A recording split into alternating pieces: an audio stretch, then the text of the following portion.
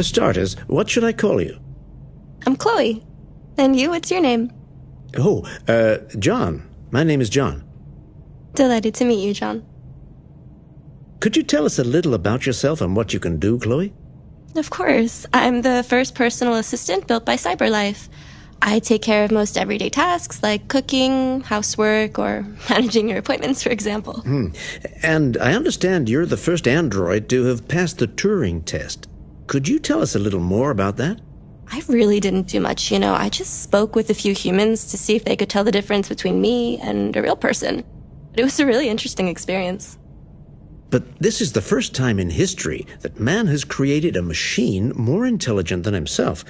I gather your brain can perform several billion operations per second. Is that right? Absolutely. But I only exist thanks to the intelligence of the humans who designed me. And, they have something I could never have. Really? And what's that? A soul.